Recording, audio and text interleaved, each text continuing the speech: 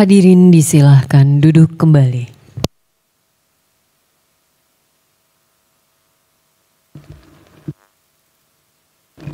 Kita mulai persidangan. Persidangan perkara nomor 66 garis miring PU garis datar 22 Romawi garis miring 2024 dibuka dan persidangan nyatakan terbuka untuk umum. Selamat siang. Assalamualaikum warahmatullahi wabarakatuh. Salam sejahtera untuk kita semua. Diperkenalkan yang hadir untuk pemohon, silakan. Baik, Assalamualaikum warahmatullahi wabarakatuh.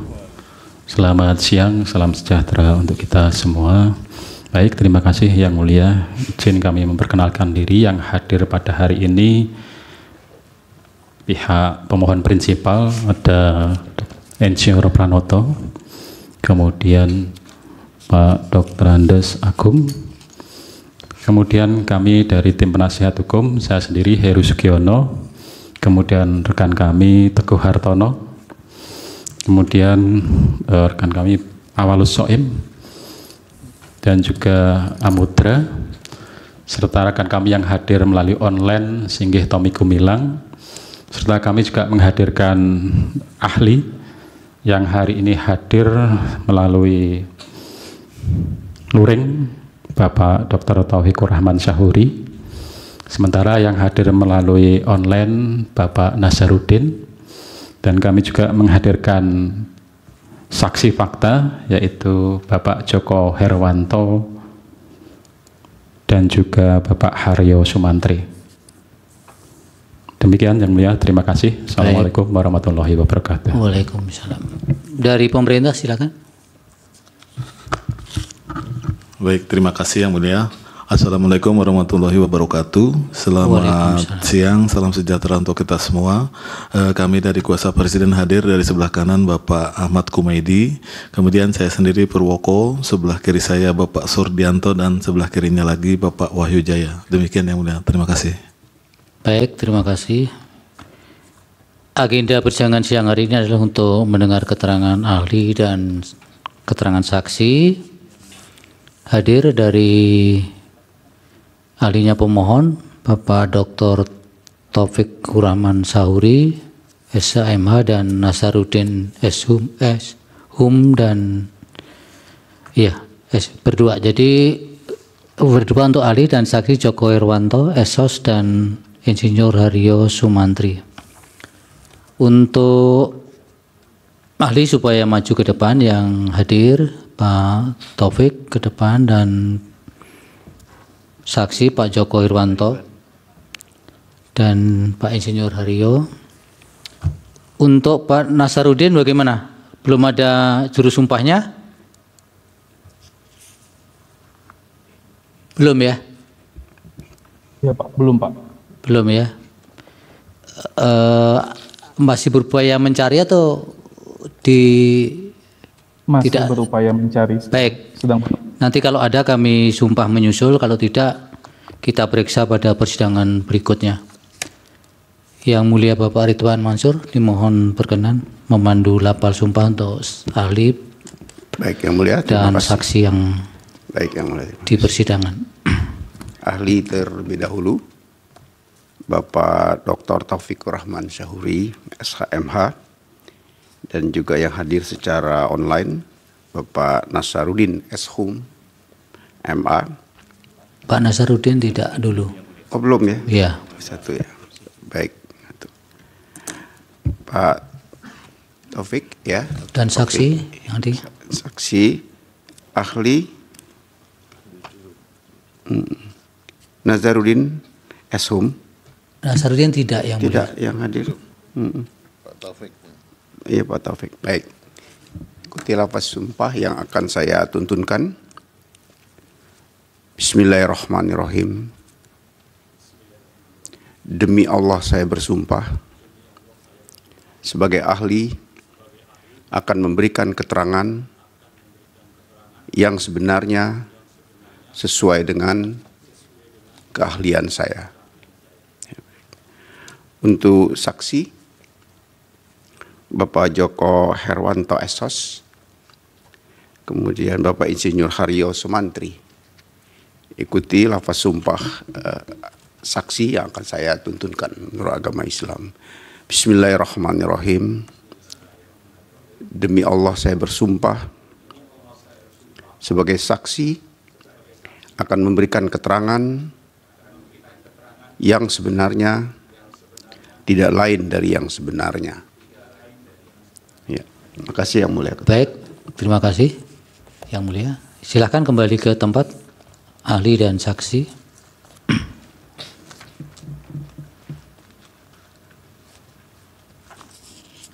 Silakan Pak Taufik beri keterangan lebih dahulu. Waktunya 10 menit, nanti bisa dilanjutkan dengan tanya jawab.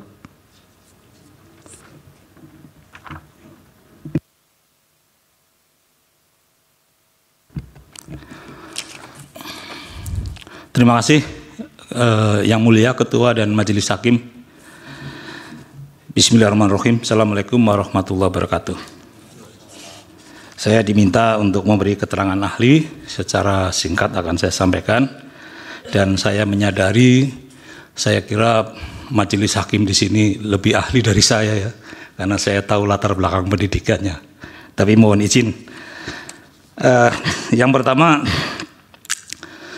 mengenai fakta sejarah ya, ini saya juga belajar dari Yuniarto mengenai sejarah ketatanegaraan Indonesia, bahwa sebelum Indonesia ada, itu ada negara yang namanya Hindia Belanda, dan waktu itu belum dikenal istilah warga negara tapi penduduk ya.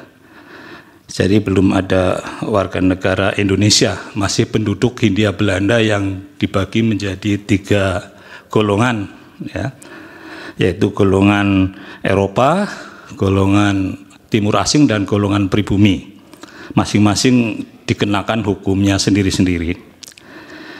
Baru tanggal 28 Oktober 1928 lahir bangsa Indonesia secara politis ya, melalui Sumpah Pemuda. Sebelumnya kita tidak tahu bangsa apa ya, bisa bangsa Melayu, bisa bangsa Jawa, bisa bangsa Sunda ya. Tapi setelah 28 secara politis bersumpah untuk menjadi bangsa Indonesia. Jadi kata bangsa Indonesia itu lahir tanggal 28. Setelah tahun 45 tanggal 17 baru dinyatakan proklamasi kemerdekaan bangsa Indonesia oleh Insinyur Soekarno dan Muhammad Hatta atas nama bangsa Indonesia. Belum ada Indonesia, belum ada republik. Apakah republik atau kerajaan itu belum diputus pada waktu itu. Ya. Ada yang minta kerajaan, menurut Prof. Jimli cuma 8 anggota ya, mayoritas republik. Baru tanggal 18 dibentuklah negara Republik Indonesia berdasarkan teori ketatanegaraan yang lazim ya, dan sesuai dengan deklarasi Montevideo ya, Convention, itu ada 3 unsur negara, yaitu wilayah, penduduk, dan pemerintah yang berdaulat. Pada tanggal 18 Agustus lengkap sudah 3 itu terpenuhi, sedangkan mengenai pengakuan itu sambil berjalan. Jadi itu sejarahnya seperti itu. Kemudian secara formal Belanda belum mengakui kemerdekaan, baru secara perjanjian Konferensi Meja Bundar tahun 49, tepatnya tanggal 27 Desember, Belanda menyerahkan kedaulatan. Ya, bisa juga mengakui kedaulatan bangsa Indonesia atau kemerdekaan atau negara Indonesia. Ya. Dan kemudian 1 tahun kemudian tanggal 28 September negara Republik Indonesia menjadi anggota PBB. Nah, dengan demikian maka atas dasar fakta sejarah di atas, maka kami ingin menunjukkan norma hukum yang sesuai dengan fakta sejarah. Ya, muatan norma hukum, anak kalimat yang sesuai dengan fakta sejarah. Pertama, anak kalimat proklamasi kemerdekaan bangsa Indonesia tanggal 17 Agustus. Ya, anak kalimat ini disebut di dalam pasal 5 ayat 1 dan pasal 7 ayat 3 Undang-Undang Lambang Negara nomor 24 tahun 2009. Ya, kemudian pasal 5 ayat 1, bendera negara yang dikibarkan pada proklamasi kemerdekaan bangsa Indonesia. Belum, ini yang fakta yang benar ya, tanggal 17 Agustus. Kemudian dalam pasal 7 ayat 3, bendera negara wajib dikibarkan pada setiap peringatan hari kemerdekaan bangsa Indonesia tanggal 17 Agustus. Ini yang benar ya menurut fakta sejarah. Nah, ini saya kasih contoh yang salah. Ya, muatan norma hukum yang tidak sesuai dengan fakta sejarah.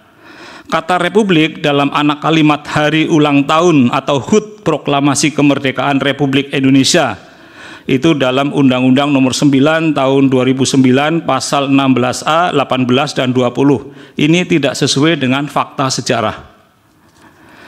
Jika kata Republik dalam anak kalimat di Undang-Undang Protokol Akuo ini dikaitkan dengan anak kalimat dalam Undang-Undang Lambang Negara di atas, yakni kata bangsa dalam anak kalimat proklamasi kemerdekaan bangsa, akan menimbulkan ketidakpastian hukum.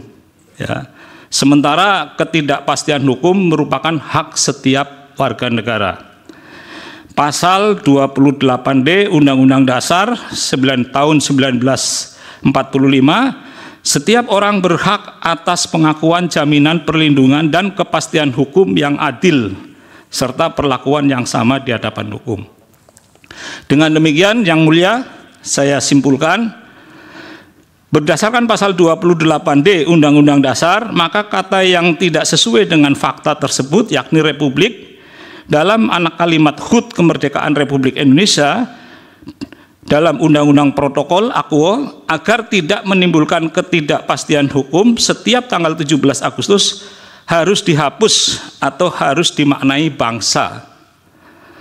Selain itu, jika kata Republik tersebut tidak dihapus, maka kerugian konstitusional para pemohon dan juga seluruh anak bangsa didik yang tetap menjadi akan tetap menjadi terjadi, mengingat kata Republik dimaksud dalam Undang-Undang Protokol Akuo tidak sesuai dengan fakta sejarah, bertentangan dengan ilmu. Nah, ini berarti semua warga negara itu akan merasa rugi kalau ini diteruskan seperti dalam Undang-Undang Protokol. Saya kira itu, para majelis hakim yang kami muliakan. Terima kasih. Assalamualaikum warahmatullahi wabarakatuh. Waalaikumsalam. Silakan untuk saksi. Siapa dulu saksinya? Kuasa hukum? Siapa dulu yang didengar? Bapak Aryo Sumantri. Pak Aryo, silakan.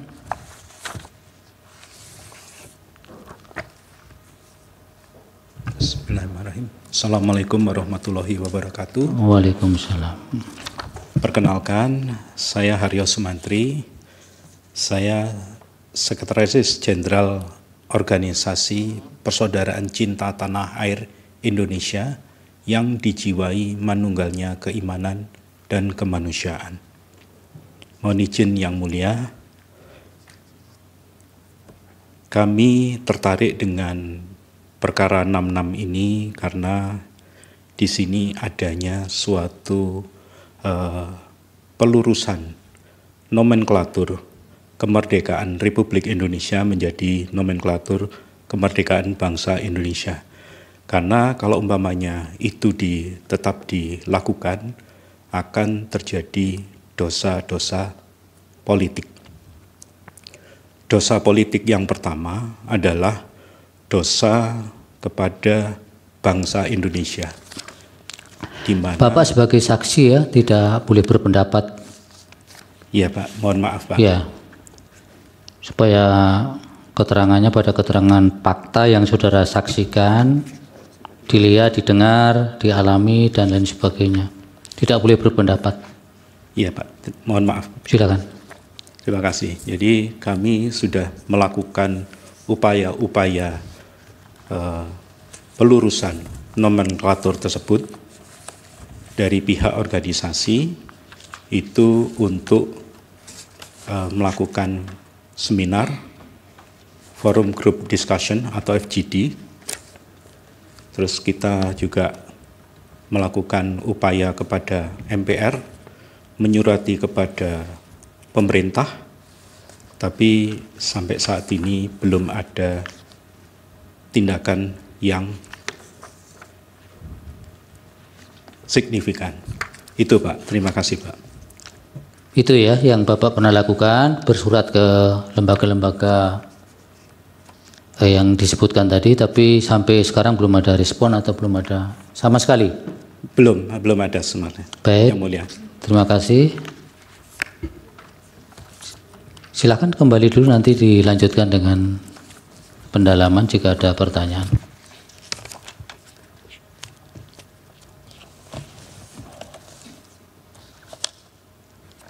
Silakan saksi berikutnya, Pak Joko.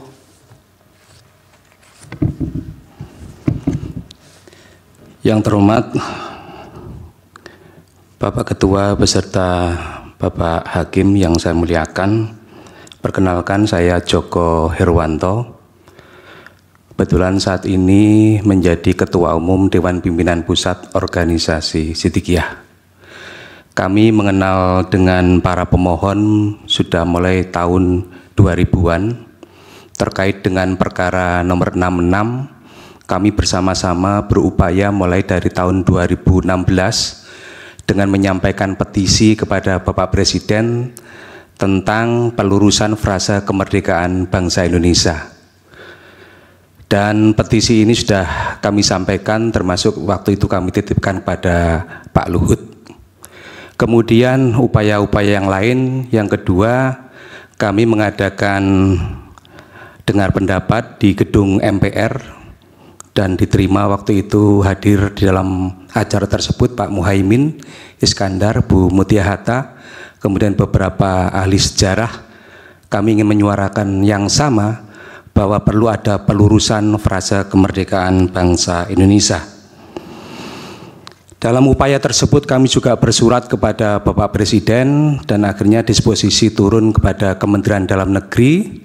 Kami berkesempatan untuk audiensi, dan di dalam audiensi itu disarankan untuk membuat forum grup diskusi di beberapa daerah, beberapa provinsi, yang itu jadikan dasar untuk pengajuan ke Pres. Nah, untuk itulah maka beberapa FGD sudah kita laksanakan. Yang pertama di Bengkulu, kemudian yang kedua di Jombang 10 Januari 2024, kemudian tanggal 23 Januari 2024, fokus grup diskusi kami laksanakan di Pontianak. Secara umum di dalam FGD itu sepakat dengan kita menghadirkan berbagai komponen dari unsur pemerintah, akademisi sebagai narasumber, kemudian berbagai ormas, mempunyai pemahaman yang sama di dalam forum diskusi itu bahwa ada hal yang perlu diluruskan di dalam selama ini setiap tahun dilaksanakan hari ulang tahun kemerdekaan Republik Indonesia. Dan kami bersyukur di kurun waktu terakhir ini kami baru menemukan ada undang-undang keprotokolan nomor 9 tahun 2009 yang selama ini kami belum pernah mendengar, termasuk di dalam audiensi dengan Kemendagri, apa yang dasar pemerintah melakukan edaran setiap tahun dinyatakan HUT kemerdekaan Republik Indonesia. Ternyata belakangan baru tahu ada Undang-Undang nomor 9 tahun 2009. Untuk itulah maka kami bersyukur sekali pada akhirnya sampai di Mahkamah Konstitusi, dan mudah-mudahan Allah Subhanahu wa Ta'ala dan atas kebijaksanaan para hakim, apa yang telah kami upayakan sekian lama ini bisa dikabulkan. Yang terakhir, sebagai bagian dari kami mengingatkan bahwa 17 Agustus adalah kemerdekaan bangsa Indonesia, dan 18 Agustus adalah berdirinya Negara Kesatuan Republik Indonesia. Setiap tahun kami menandai dengan pembangunan rumah syukur kepada saudara-saudara kami yang membutuhkan, dan alhamdulillah sampai dengan hari ini sudah 2009 unit kami bangun, kami persembahkan untuk masyarakat warga Indonesia, sekaligus mengingatkan tentang dua hal nikmat besar kemerdekaan bangsa Indonesia dan berdirinya negara Republik Indonesia tanggal 18 Agustus. Demikian yang mulia. Terima kasih dan mohon maaf. Baik, silakan kembali ke tempat. Dari pemohon ada pertanyaan untuk ahli dan saksinya? Mohon izin yang mulia. Kebetulan ahli kami sudah siap Al-Qur'annya. Ada? Apakah mau disumpah sekarang? Silakan. Mana juru sumpahnya? Berdiri Pak. Berdiri. Mana juru sumpahnya? Kameranya agak dibelakangkan. Ini Pak. Ya. Diangkat Al-Qur'annya. Islam kan? Al-Qur'an diangkat. Iya. Ya. Ikuti lapas sumpahnya, saya bantu lapal sumpahnya. Kepala saya, Pak. Iya, baik. Di belakang saja nggak apa-apa. Dari samping, ya. Iya, baik Pak. Tirukan saya ya. Bismillahirrahmanirrahim. Bismillahirrahmanirrahim. Demi Allah saya bersumpah. Demi Allah saya bersumpah. Sebagai ahli. Sebagai ahli. Akan memberikan keterangan yang benar. Akan memberikan keterangan yang benar sesuai dengan keahlian saya. Sesuai dengan keahlian saya. Ya, cukup. Silakan. Baik. Silakan Pak, beri keterangan 10 menit, Pak Nasarudin. Baik. Saya boleh izin berbagi layar? Silakan. Bisa dibantu?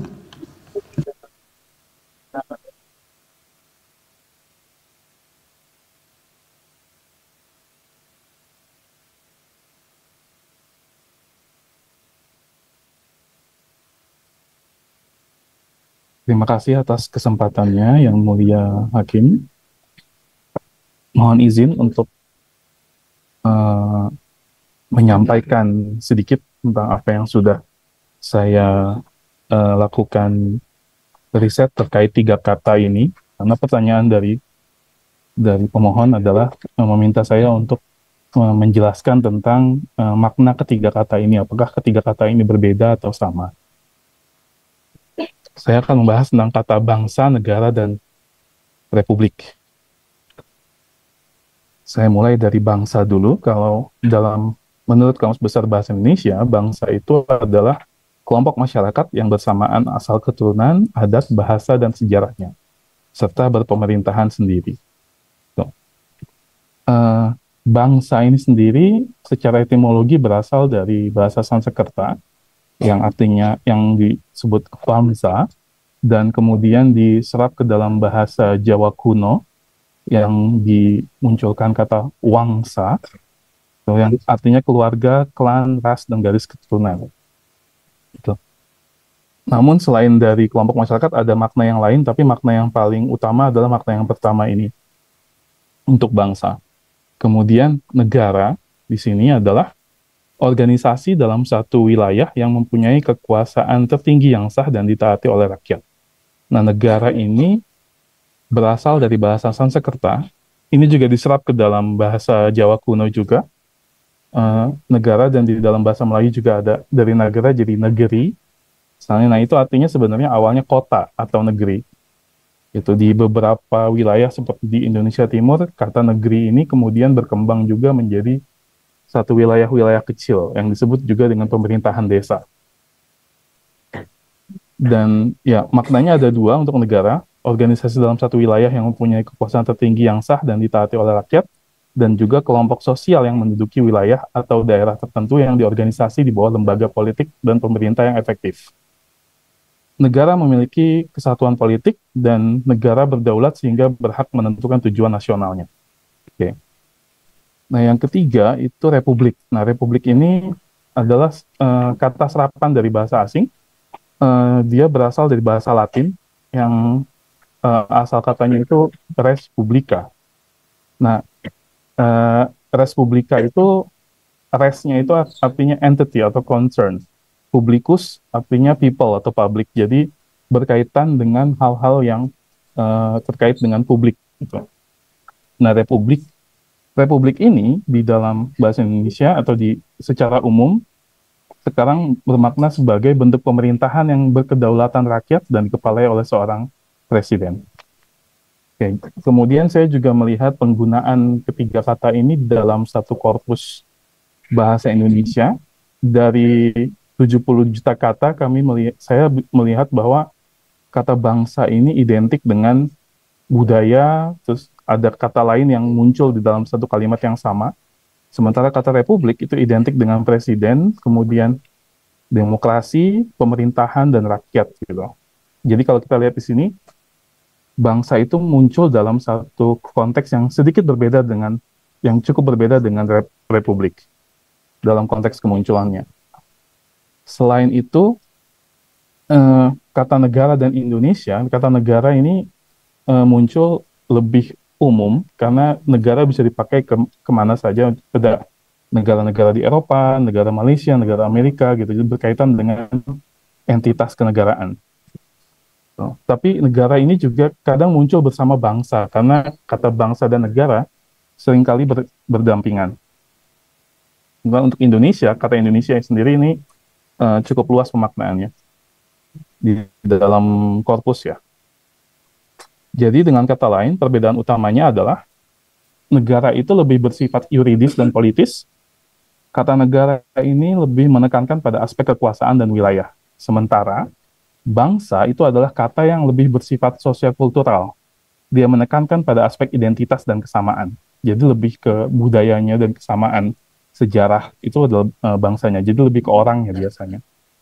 Kemudian republik di sini lebih bersifat politis dan menekankan pada bentuk pemerintahan dan hubungan antara penguasa dan rakyat.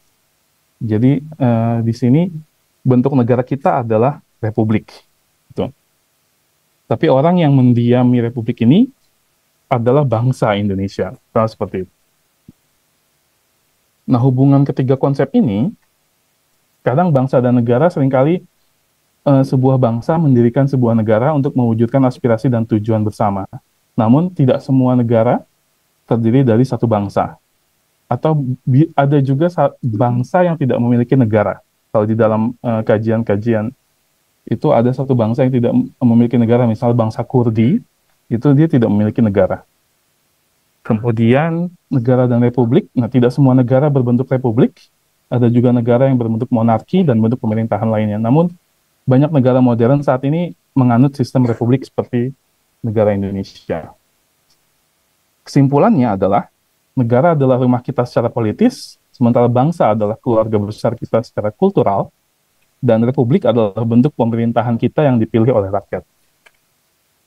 Sebagai tambahan, saya juga coba bandingkan penggunaan bangsa dan rakyat. Nah, bangsa ini merujuk pada sebuah kelompok manusia yang memiliki kesamaan budaya, bahasa, sejarah, dan keturunan.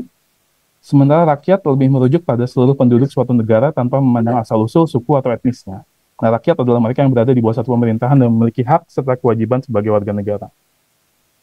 Perbedaan utama antara bangsa dan rakyat adalah bangsa memiliki identitas yang lebih kuat dan spesifik, sementara rakyat memiliki identitas yang lebih luas dan inklusif. Bedanya di situ. Kemudian ikatan antara anggota suatu bangsa umumnya lebih kuat dan emosional, sedangkan ikatan antara anggota suatu rakyat biasanya lebih bersifat politis dan legal. Tujuan bangsa lebih bersifat jangka panjang dan idealis, sedangkan tujuan rakyat lebih bersifat pragmatis dan berkaitan dengan kesejahteraan sehari-hari. Jadi, untuk kesimpulan tambahan, saya bisa mengatakan bahwa bangsa adalah konsep yang dinamis dan terus berkembang seiring dengan perubahan zaman, sementara rakyat adalah konsep yang lebih statis dan terkait dengan status kewarganegaraan. Jadi meskipun bangsa dan rakyat memiliki perbedaan, keduanya saling terkait dan saling mempengaruhi. Jadi dengan kata lain, bangsa di sini memberikan identitas dan semangat persatuan, sedangkan rakyat adalah komponen utama dalam membangun dan mempertahankan sebuah negara. Saya pikir sekian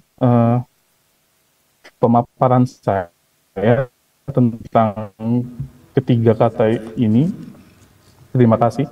Assalamualaikum warahmatullahi wabarakatuh. Waalaikumsalam. Baik, dari pemohon bisa bertanya, kalau ada pertanyaan untuk dua ahli dan dua saksinya, silakan. Baik, Yang Mulia, terima kasih. Ya, mungkin saya awali kepada ahli hukum tata negara, Bapak Dr. Taufik Rahman Syahuri. Ada pertanyaan bahwa ahli tadi menjelaskan bahwa 17 Agustus 1945 ini merupakan proklamasi kemerdekaan bangsa Indonesia oleh Soekarno-Hatta atas nama bangsa Indonesia. Dan juga 18 Agustus 1945 lahir negara Republik Indonesia sesuai teori ilmu negara. Yang menjadi pertanyaan, bagaimana esensi suatu proklamasi bagi suatu bangsa yang terjajah? Dan yang kedua, apakah sebuah proklamasi dapat langsung merubah suatu bangsa menjadi suatu negara? Dua itu saja, nanti bisa berkembang Yang Mulia. Atau sekalian? Ya, hanya satu putaran saja. Baik, terima kasih Yang Mulia. Yang kedua, ahli tadi menjelaskan terkait dengan muatan norma bahwa di dalam Undang-Undang Nomor 24 Tahun 2009 tentang Lambang Negara, khususnya pasal 5 ayat 1 dan pasal 7 ayat 3 telah dinyatakan anak kalimat proklamasi kemerdekaan bangsa Indonesia tanggal 17 Agustus 1945, yaitu di pasal 5 ayat 1 yang menerangkan bendera negara yang dikibarkan pada proklamasi kemerdekaan bangsa Indonesia tanggal 17 Agustus 1945. Kemudian pasal 7 ayat 3, bendera negara wajib dikibarkan pada setiap peringatan Hari Kemerdekaan Bangsa Indonesia tanggal 17 Agustus 1945 dan seterusnya. Sementara pada pasal 16 huruf A, pasal 18 dan pasal 20 Undang-Undang Keprotokolan menyebutkan anak kalimat proklamasi kemerdekaan Republik Indonesia, yaitu di pasal 16 huruf A, upacara bendera hanya dapat dilaksanakan untuk acara kenegaraan atau acara resmi, yaitu hari ulang tahun proklamasi kemerdekaan Republik Indonesia. Kemudian pasal 18, tata urutan upacara bendera sebagaimana dimaksud dalam pasal 17 huruf A meliputi tata urutan upacara bendera dalam rangka peringatan hari ulang tahun proklamasi kemerdekaan Republik Indonesia. Dan pasal 20, tata urutan upacara bendera dalam rangka peringatan hari ulang tahun proklamasi kemerdekaan Republik Indonesia sebagaimana dimaksud dalam pasal 18, sekurang-kurangnya meliputi dan seterusnya. Yang menjadi pertanyaan, apabila suatu aturan undang-undang yang setara derajatnya saling tidak bersesuaian, bagaimana akibat hukumnya? Itu pertanyaannya. Kemudian ahli tadi menjelaskan jika kata Republik tersebut tidak dihapus atau diperbaiki, maka kerugian konstitusional para pemohon dan juga seluruh anak bangsa akan tetap terjadi, mengingat kata Republik dimaksud dalam Undang-Undang Protokol ahistoris dan bertentangan dengan ilmu. Yang menjadi pertanyaan, apa yang dimaksud kerugian konstitusional nyata dan potensial? Yang kedua, apakah kerugian konstitusional harus terdapat hubungan sebab akibat? Demikian untuk pertanyaan ahli hukum tata negara yang mulia. Masih ada lain untuk ahli yang lain? Kemudian untuk ahli yang lain adalah untuk ahli bahasa, Bapak Nasaruddin. Ahli tadi menjelaskan mengenai pengertian negara, bangsa, dan republik. Pertanyaannya adalah, bagaimana pendapat ahli mengenai pentingnya sebuah pengertian dalam suatu kata atau suatu kalimat? Yang kedua, bagaimana dampak atau akibat jika suatu kata atau suatu kalimat tidak diletakkan dengan benar? Kemudian pertanyaan ketiga, apa pendapat ahli mengenai pengertian kalimat kemerdekaan Republik Indonesia? Pertanyaan selanjutnya, apakah frasa kemerdekaan Republik Indonesia dapat diartikan negara Indonesia adalah sebuah negara yang bebas dan tidak terjajah lagi? Artinya Indonesia telah terlahir menjadi sebuah negara yang kemudian dijajah dan pada akhirnya terbebas dari penjajahan kembali. Pertanyaan berikutnya, dapat ahli jelaskan dampak penggunaan apabila menggunakan kalimat kemerdekaan bangsa Indonesia dan kalimat kemerdekaan Republik Indonesia dalam mempresentasikan tanggal 17 Agustus 1945. Berikutnya, apa kalimat bangsa dapat disamaartikan dengan pengertian republik dan negara? Dan juga apakah dalam kebahasaan dikenal sifat kumulatif atau alternatif? Misalkan digunakan untuk kalimat yang pengertiannya hampir sama.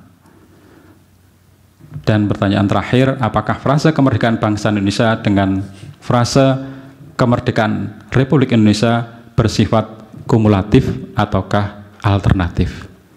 Demikian yang mulia. Untuk saksi tidak ada ya? Untuk saksi ada yang mulia. Silakan. Baik.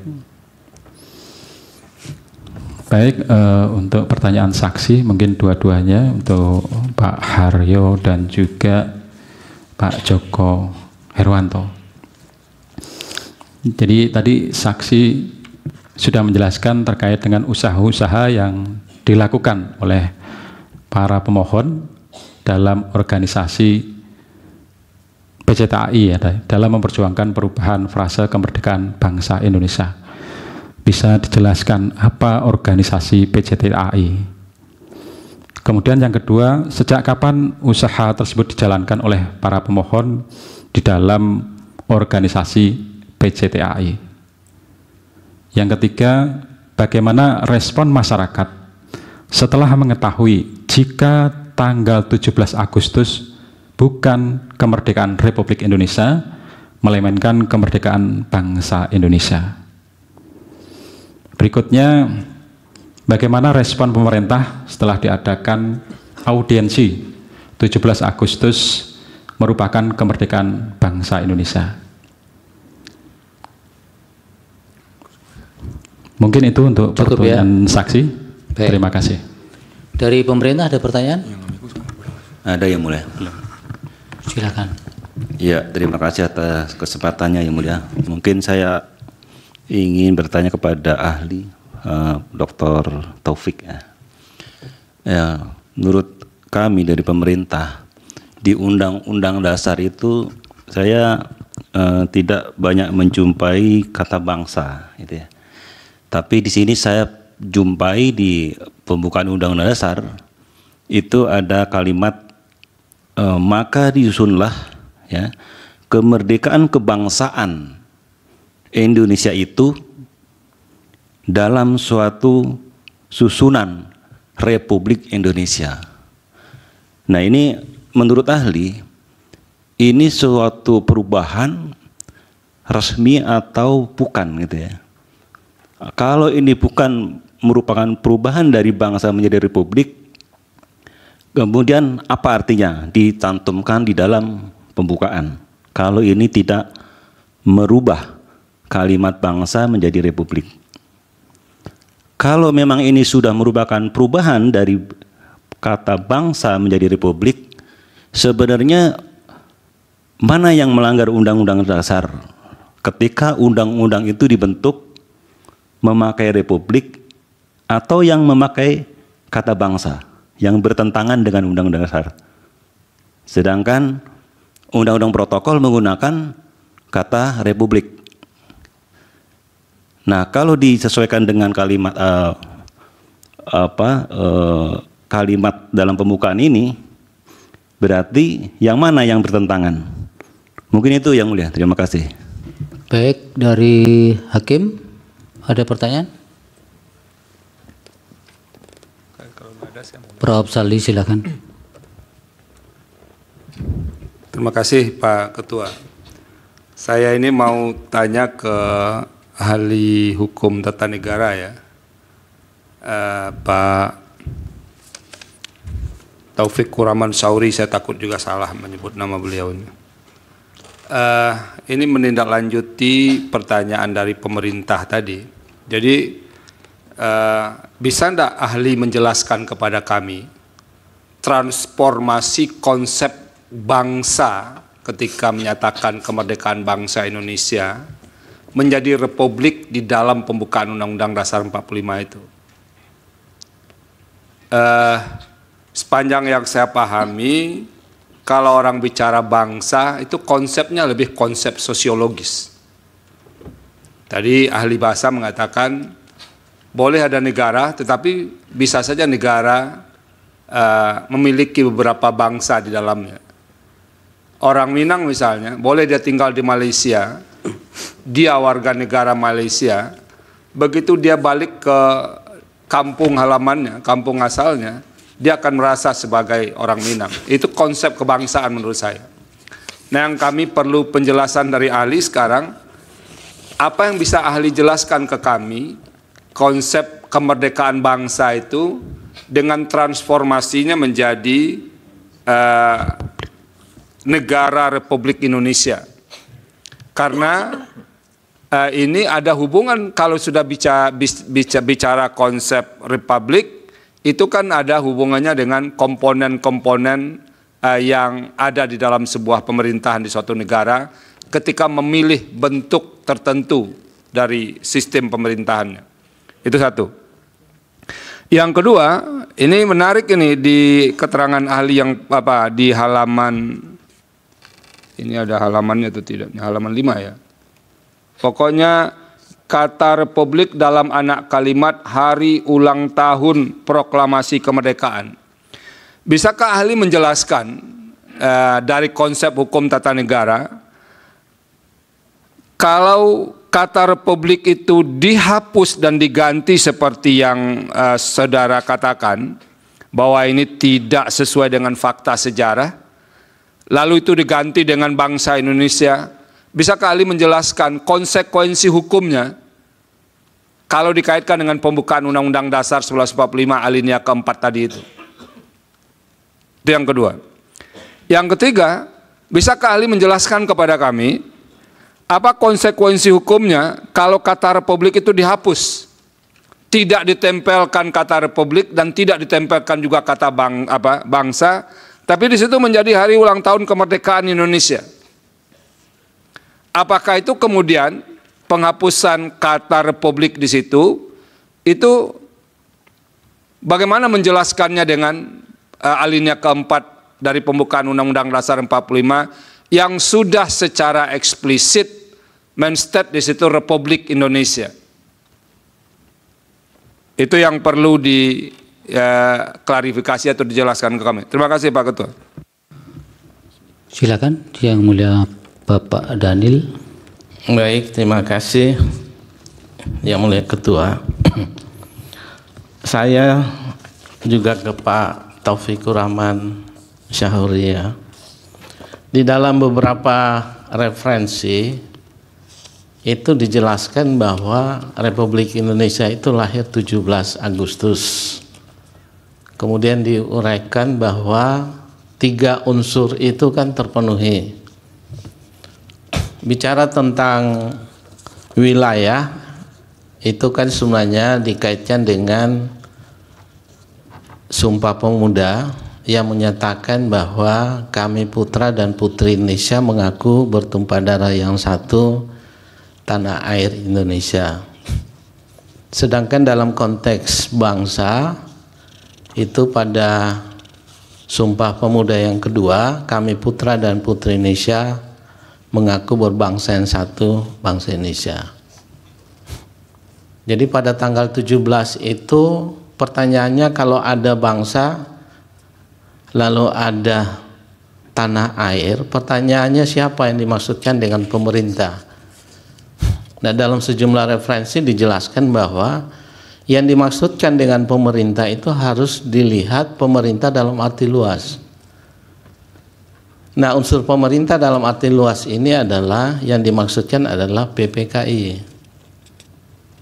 Karena bagaimanapun juga PPKI itu yang kemudian pada tanggal 18 Agustus itu antara lain menjalankan tugas menetapkan Undang-Undang Dasar dan seterusnya.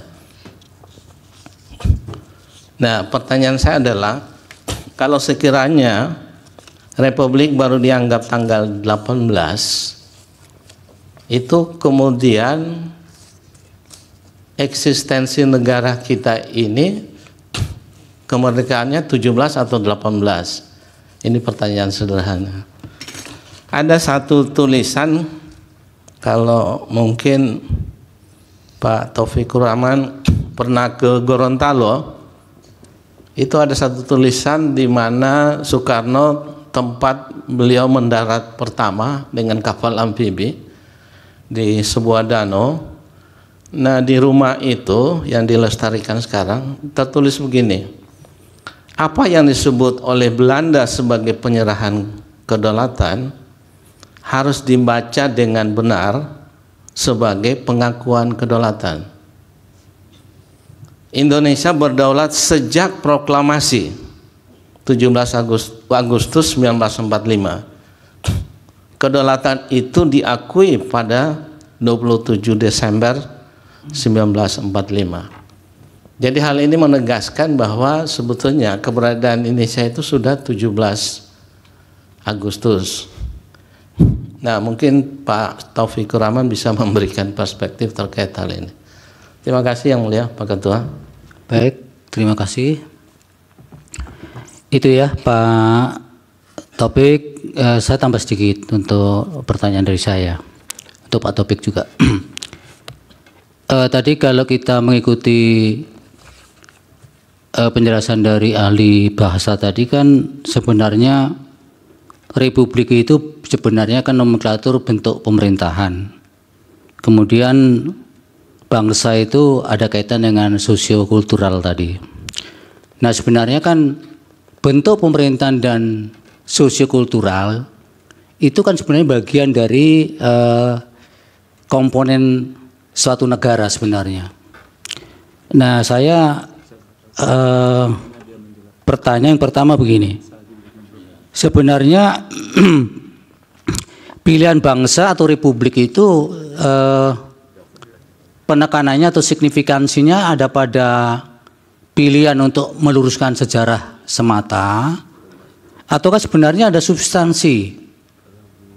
Secara substansi kemudian memang ada hal yang kemudian bisa dijadikan itu argumen adanya kerugian konstitusional. Sebenarnya ada perusahaan substansi atau sebenarnya nomenklatur ataukah pelurusan sejarah semata yang signifikansi untuk diutamakan, diluruskan. Kemudian yang ketiga, pertanyaan saya begini. Kalau tadi Prof. Saldi mengusulkan kalau begitu dihilangkan saja republik dan bangsanya. Kalau saya gimana kalau diganti dengan negara, Pak Taufik? Jadi supaya itu mewakili unsur-unsur atau komponen-komponen yang ada di dalam negara tadi. Republik juga tercakup, bangsa juga ada. Jadi hari ulang tahun kemerdekaan negara Indonesia. Kalau persoalannya pada sisi substansi kan kemudian terjawab tidak dengan pandangan saya itu. Silakan Pak Taufik dijawab pertama, silakan. Ya, terima kasih. Banyak sekali nih pertanyaannya ini. Oh iya, ahli ya. Kok. Kalau sedikit ya bukan ahli, saksi gitu. Iya. Tapi memang di depan lebih senior ya, karena udah guru besar. Baik, yang pertama mohon maaf pemohon, tadi saya belum sempat megang pulpen jadi belum dicatat. Yang pertama diulang Pak, diulang Pak. Mohon sedikit ya.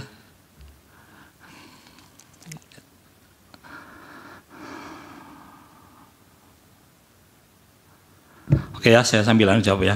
Baik, ada yang pertama. Baik ya.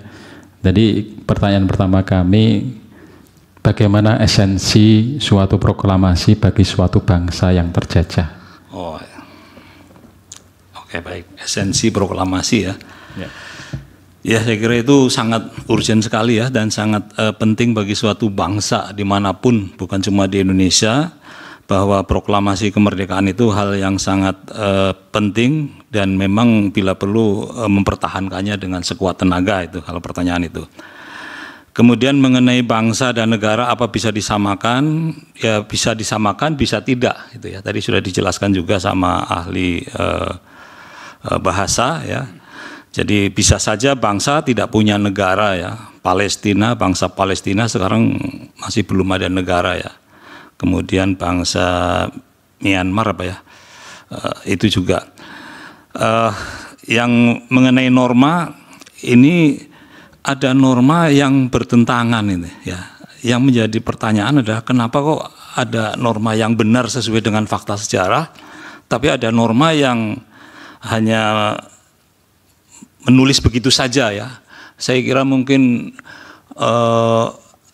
latar belakang mengapa kata republik diambil ini kita juga belum mempelajari ya. Kenapa yang diambil tidak negara Indonesia, kenapa yang diambil tidak bangsa Indonesia. Tapi giliran untuk undang-undang lambang negara kok diambil sesuai dengan fakta sejarah.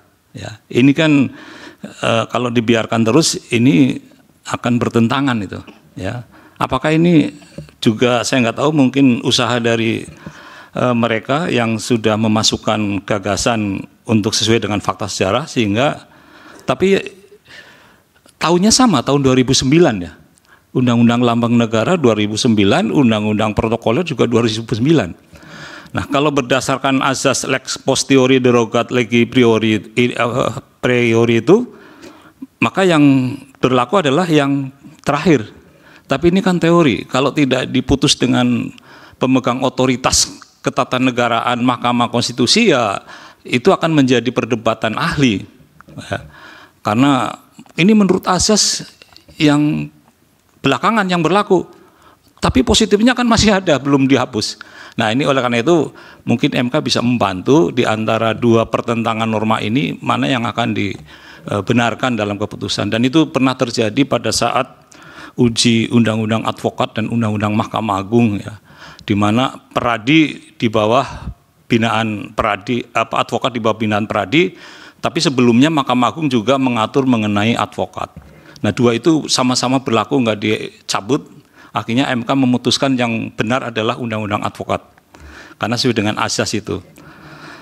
Nah kemudian dari pemerintah, ya ini harus dibedakan antara bangsa dengan negara.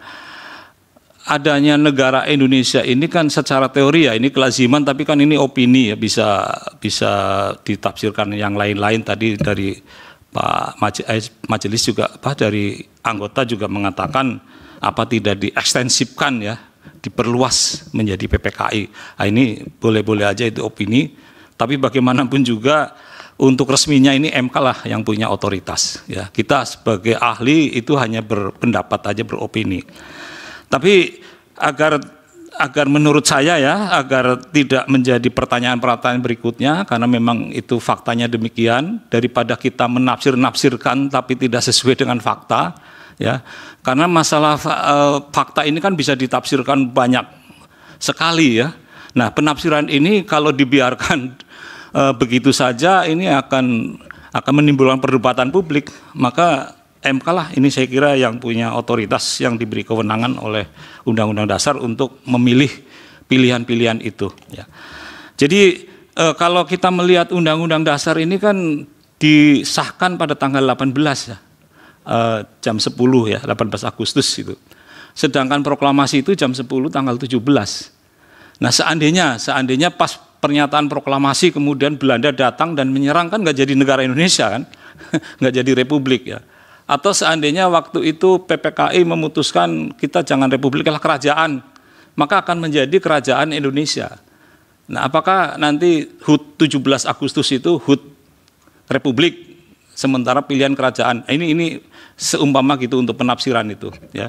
Jadi mengenai Undang-Undang Dasar itu hal tersendiri, sedangkan mengenai proklamasi bangsa itu hal yang lain. Jadi tidak bisa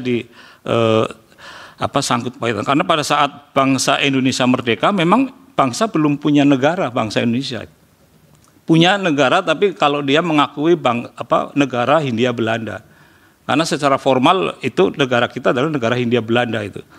Ya, baru setelah tanggal 18 itu pun masih belum diakui secara yuridis internasional ya. Baru setelah ada kunjungan Pak Taufik. Ya. Kalau Hindia Belanda kan tidak cocok lagi digunakan ketika itu Pak. Kita udah ada di pemerintahan Jepang Pak Taufik. Ke saya. Jadi kalau Bapak mengatakan ketika itu Hindia Belanda tidak cocok. Karena sudah ada transfer kekuasaan dari Belanda ke Jepang tahun 42. Iya, baik. Jadi logika menggunakan Hindia Belanda tidak cocok ketika itu. Ya, baik, saya terima ya, saya diingatkan ya. Jadi memang waktu itu pemerintahan Jepang ya, dan itu kan de facto itu pemerintahan Jepang. Ya, tapi kan secara de jure itu kan Belanda masih mengakui bahwa itu adalah wilayah mereka sudah ratusan tahun. Jadi secara de facto itu memang Jepang itu. Ya, sama secara de facto bangsa Indonesia itu merdeka tanggal 17 Agustus. Tapi secara de jure internasional itu kan masih belum resmi diakui itu. Ya, jadi itu seperti itu mungkin penafsirannya. Baik, untuk selanjutnya dari Yang Mulia Bapak Saldi, transformasi konsep negara menjadi konsep bangsa menjadi republik.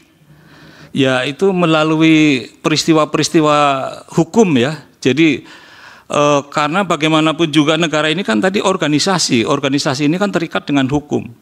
Jadi bukan bangsa. Kalau bangsa transformasinya ya setelah ditetapkan pada tanggal 18 itu, bangsa itu kemudian menjadi suatu negara itu. Jadi seandainya tanggal 18 itu tidak ada penetapan pemerintahan, ya kita akan menjadi bangsa terus-terusan. Nah, mungkin juga kita akan tidak punya negara Indonesia, kita mungkin juga menjadi negara Jepang ya, kalau Jepang menang kita tetap akan menjadi negara Hindia Belanda, tetapi sebagai bangsa kita tetap sebagai bangsa. Jadi transformasi itu bisa dilakukan melalui mekanisme hukum itu. Kemudian jelaskan republik hapus diganti dengan bangsa Indonesia dengan pembukaan ya, kata republik, kata bangsa dan negara Republik Indonesia di Undang-Undang Dasar. Ya tadi sudah saya jelaskan, Undang-Undang Dasar ini hal tersendiri dan itu disahkan tanggal 18. Pada saat 1 hari setelah bangsa Indonesia itu merdeka. Jadi kalau mau kita tetap berkonsisten dengan kemerdekaan Republik Indonesia dan Republik itu terkait dengan negara, maka jangan tanggal 17 Agustus, tapi tanggal 18 Agustus. Jadi HUT kemerdekaan Republik Indonesia tanggal 18 Agustus. Ini saya kira tidak akan terjadi debat tebal kalau hal yang seperti itu. Meskipun Hindia Belanda, kerajaan Belanda mungkin masih belum menyetujui ya, itu. Nah, kemudian mengenai jika tidak ada republik dan bangsa, ya ini akan menjadi rancu lagi karena tanggal 17 itu apa gitu ya. Sebetulnya kan memang niatnya itu kan 17 Agustus itu penghargaan terhadap proklamasi yang disampaikan oleh Bung Karno ya. Yang disampaikan oleh Bung Karno itu proklamasi apa? Proklamasi kemerdekaan bangsa. Ya sudah, itulah yang dihormati itu ya. Kalau kita mau menghormati tentang proklamasi itu. Kemudian mengenai dari Pak Yang Mulia Pak Daniel ya, tanah air, bangsa, pemerintah diartikan dengan PPKI, ya ini pendapat, jadi bisa saja secara ekstensif ya, itu cuma dari sisi negara ini kan harus formal ya, harus formal. Kalau dalam hal pendapat bisa-bisa saja itu mengenai pemerintahan diperluas ya, tetapi secara kelaziman seluruh dunia itu yang namanya pemerintah ini ya pemerintah yang berdaulat ya, pemerintah yang berdaulat. PPKI waktu itu menyatakan diri berdaulat, tapi kan tidak dianggap sebagai suatu pemerintahan yang berdaulat menurut teori dalam pembentukan negara ya. Jadi kalau itu sebagai suatu pendapat sah-sah saja, tapi untuk formal dalam suatu negara Indonesia maka kembali kepada kelaziman yang ada di dalam teori ilmu negara itu.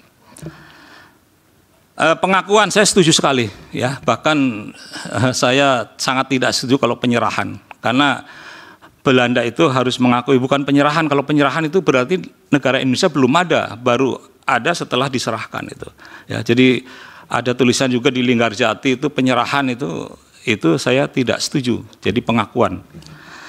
Kemudian dari Pak Ketua Yang Mulia ya, Republik Bangsa, iya bangsa tadi kultural ya, saya kira itu kita tahu semua, dipahami ya. Nah yang tadi yang pilihan ini apa ada substansi ya, saya kira dua-duanya itu ya. pilihan itu harus juga secara konstitusional, harus juga secara yuridis, harus juga secara historis ya. Sedangkan substansi ya jelas ini ada kerugian konstitusional, karena saya tanya ke mahasiswa ya, kapan Indonesia itu ada, mereka selalu menjawab tanggal 17. Sampai mahasiswa S2 saya tanya seperti itu, 17 Agustus 1945 itu negara Indonesia itu ada. Saya bilang salah itu. Ya, itu 17 negara Indonesia belum ada. Seandainya waktu itu tidak Jepang tidak merdeka ya, Jepang itu tidak kalah, kemudian Belanda datang juga, kan tidak ada negara Indonesia pada tanggal 18 atau 17. Jadi yang benar itu 17 itu adalah hari lahirnya proklamasi kemerdekaan bangsa. Itu yang benar secara keilmuan ya. Kemudian mengenai HUT negara Indonesia ya, saya tetap menganggap itu salah kalau HUT negara Indonesia ya. Kalau di Saudi Arabia itu juga tidak ada HUT kemerdekaan ya, adanya HUT nasionalisme negara Saudi Arabia ya. Karena negara Saudi Arabia itu kan merupakan suatu koloni yang dulu hari khilafah, kemudian dia mendirikan negara nasional ya, maka setiap ulang tahun Saudi Arabia itu namanya hari nasional ya, jadi nggak masalah. Nah, Indonesia ini lebih tepatnya memang proklamasi kemerdekaan bangsa gitu, dan itu sudah diresmikan di Undang-Undang Lambang Negara itu. Oleh karena itu, untuk menghindari perdebatan lebih lanjut ya, ini mungkin perlu ada keputusan ya dari Mahkamah Konstitusi yang mempunyai kewenangan otoritas resmi ya. Ini harus ada. Kalau tidak ada, ini akan menjadi perdebatan terus ya. Dan ini akan menjadi tafsir yang ya bisa berkembang sesuai dengan kemampuan dalam berpikir itu. Saya kira itu yang mulia Ketua dan Majelis Hakim. Ya. Dari Pak Zulkarnain, ada yang jelaskan Pak? Oh, Pak Nasarudin, sorry. Ya, baik. Terima kasih Yang Mulia Hakim. Dari pertanyaan yang saya dapatkan, mungkin saya bisa jawab seperti ini. Bagaimana dampaknya jika suatu kata tidak ditempatkan sebagaimana mestinya? Yang terjadi, yang kalau di dalam ranah komunikasi, di dalam ranah bahasa, yang terjadi adalah miskomunikasi atau kesalahpahaman. Itu yang pertama terjadi. Kecuali kalau memang kata tersebut sudah mengalami pergeseran atau perubahan makna. Nah, ini yang kita belum tahu. Apakah kata-kata ini sudah mengalami pergeseran dan perubahan makna yang sesignifikan itu? Contoh, kalau saya ambil kata misalnya, kata yang paling sederhana saja, kata aqua misalnya. Kita beli air mineral, kita bilang beli aqua, dan kita dikasih Ades, dikasih merek mineral lain, kita tidak pernah protes gitu. Nah, itu artinya kata itu sudah mengalami pergeseran makna, sudah menjadi menjadi kata yang lebih general, lebih umum gitu dalam penggunaannya.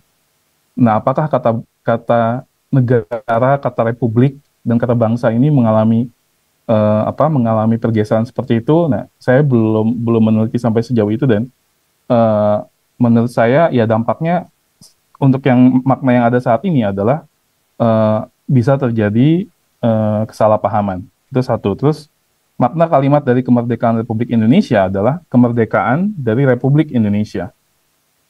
Nah, pertanyaannya kemudian Republik Indonesia itu apa atau siapa? Nah, itu kan kemudian dijelaskan di dalam undang-undang, kan Republik Indonesia adalah negara kedaulatan misalnya, dan seterusnya.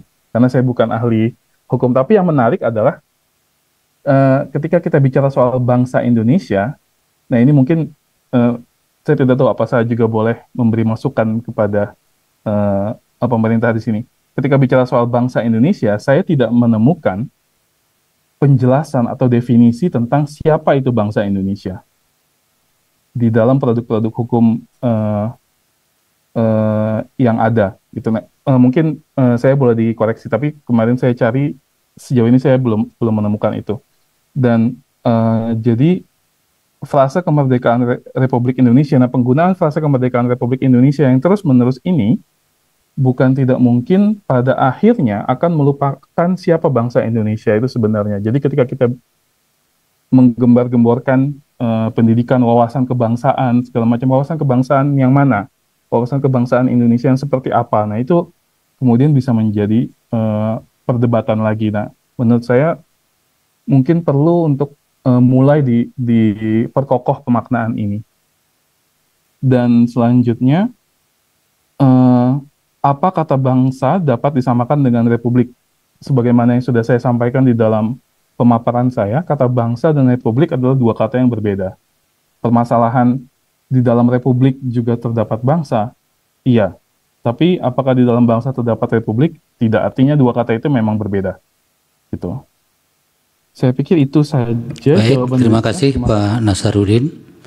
Pak Haryo, ada yang mau ditambahkan dari pertanyaan pemohon? Saya dulu. Izin yang mulia. Pak Haryo ya? Joko yang mulia. Oh, Pak Joko tadi. Joko. Soal tindak lanjut tadi kan? Baik yang mulia. Oke. Terima kasih yang mulia. Kami mengetahui organisasi Persaudaraan Cinta Tanah Air Indonesia, di mana para pemohon 1 dan pemohon kedua adalah salah satu pengurus di dalamnya. Mulai tahun 2010 berdirinya PCTA ini sudah menyuarakan tentang kemerdekaan bangsa Indonesia.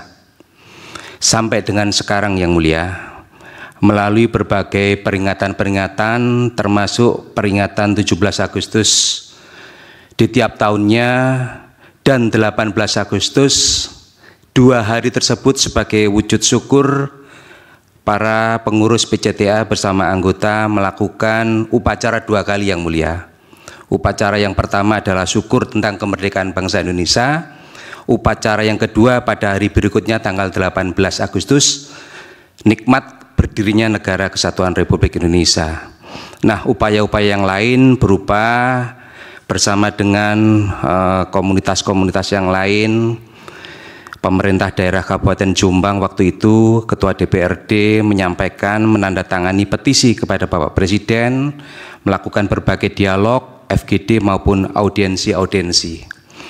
Nah, respon masyarakat bagaimana? Bagi warga masyarakat yang sudah memahami dan mengetahui, setelah kita melakukan diskusi-diskusi melalui berbagai kegiatan yang dilakukan oleh PCTA Indonesia, maka masyarakat itu kemudian merespon dengan menyampaikan dan menyuarakan bahwa 17 Agustus adalah kemerdekaan bangsa Indonesia. Namun demikian, bagi masyarakat yang belum memahami ini, maka sebagian besar masih mengikuti edaran dari pemerintah yang menyatakan bahwa tiap tanggal 17 Agustus adalah hari ulang tahun kemerdekaan Republik Indonesia.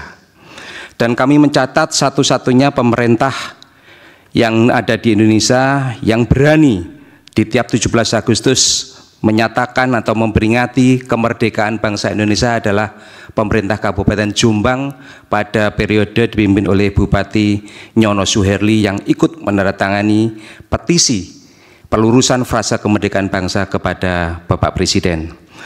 Nah, tentunya kondisi masyarakat ini bahkan di beberapa daerah yang mulia, ketika ada warga masyarakat memperingati kemerdekaan bangsa Indonesia dengan memampangkan banner 17 Agustus kemerdekaan bangsa Indonesia, ini kemudian disikapi dengan represif oleh aparat keamanan yang mulia. Dan ini yang kemudian menjadi keprihatinan kami, dan kami berharap bahwa di Mahkamah Konstitusi ini adalah pelabuhan terakhir upaya kami setelah sekian lama mulai dari 2010 dengan berbagai cara berupaya agar ada pelurusan frasa kemerdekaan bangsa Indonesia sesuai dengan teks proklamasi yang ditandatangani oleh Bung Karno dan Bung Hatta atas nama bangsa Indonesia. Demikian yang mulia. Baik, terima kasih. Dari pemohon, ahlinya sudah cukup ya? Atau saksinya? Mohon izin Pak Yang Mulia, Haryo belum menanggapi. Ya, tadi Bapak saya beri kesempatan pertama lemparkan ke Pak Joko. Oh iya. Kan tadi keterangannya duluan Bapak tadi. Oh iya. Saya kira Bapak melepaskan atau tidak menjawab Silakan Pak. Ya, terima kasih Yang Mulia, mohon maaf. Jadi melengkapi saja dari Pak Joko, pertanyaan dari pemohon tentang tanggapan masyarakat. Selama ini kami melakukan seminar FGD, permohonan kepada pemerintah, dan juga melakukan pembuatan buku Yang Mulia. Buku salah satunya adalah 17 Agustus Negara Indonesia Belum Ada, dan juga Jati Diri Bangsa Indonesia. Ini nanti kami haturkan kepada Yang Mulia panelis. Tanggapan masyarakat, pada umumnya mereka menyadari bahwa yang dijajah mulai tahun 1511, yaitu tahun pada saat bangsa Portugis masuk ke Nusantara pada waktu itu namanya. Jadi kita yang dijajah itu selama 434 tahun itu adalah yang dijajah bangsa. Itu adalah tanggapan masyarakat. Dan 17 Agustus itu adalah kemerdekaan bangsa Indonesia. Masyarakat menyadari jika terus-menerus dinyatakan yang merdeka itu Republik Indonesia, maka bangsa kita merasa belum merdeka. Itu aja tanggapan dari masyarakat. Terima kasih Yang Mulia. Terima kasih Pak Haryo. Dari pemohon masih ada ahli atau saksinya yang akan diajukan? Cukup Yang Mulia. Cukup ya. Dari pemerintah akan mengajukan ahli atau saksi? Cukup Yang Mulia. Cukup. Ya. Kita cukup juga. Baik, kalau begitu ini sidang yang terakhir. Oh. Baik, nanti ada rencana untuk menghadirkan ahli dari secara ex officio dari mahkamah, karena tapi ini masih konsep, nanti akan dipastikan melalui rapat hakim. Sekiranya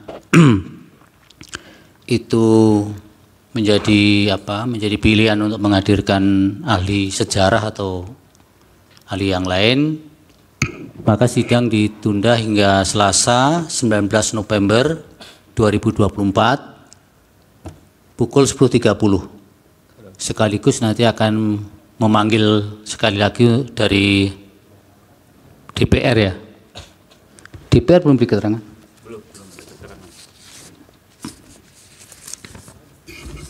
Ini apa keterangan DPR ini? Baru tertulis. Baru tertulis ya. Kita panggil, keterangannya sudah ada dari DPR, tapi belum dibacakan di persidangan. Memang keterangan itu satu kesatuan antara substansi keterangannya dengan disampaikan di muka persidangan. Meskipun nanti kalau tidak dibacakan juga akan kami pertimbangkan seperti apa nanti oleh para hakim pada saat pengambilan putusan. Tapi kami akan coba sekali lagi untuk memanggil DPR sekaligus nanti untuk memutuskan apakah akan mendatangkan ahli dari sejarah ya, ahli sejarah. Oleh karena itu sidang ditunda hingga Selasa 19 November 2024 pukul 10.30 waktu Indonesia Barat. Kemudian dari pemohon mengajukan bukti tambahan ini ya Pak ya, P7 sampai dengan P44. Betul ya? Betul Yang Mulia. Tapi P7, P8, P11, 12, dan 13 belum bermeterai Pak. Nanti cek baik, kembali. Yang Mulia sudah kami siapkan, apakah nanti diserahkan? Diserahkan saja, nanti kami sahkan, kan perlu diverifikasi. Baik Yang Mulia. Diserahkan biar kami sahkan pada sidang selanjutnya.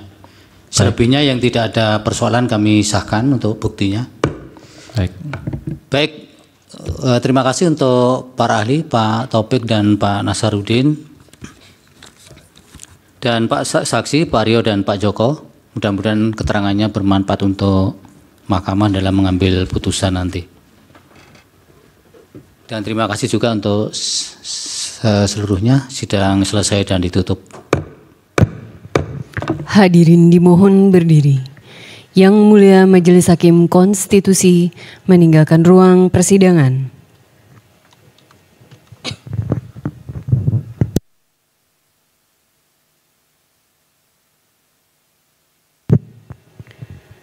Hadirin disilahkan duduk kembali. Hadirin yang kami hormati, demikianlah persidangan untuk perkara nomor 66 garis miring PUU garis datar 22 Romawi garis miring 2024 telah selesai. Sidang berikutnya akan dilaksanakan pada pukul 14.48 untuk perkara nomor 154 garis miring PUU garis datar 22 Romawi garis miring 2024. Terima kasih, selamat siang.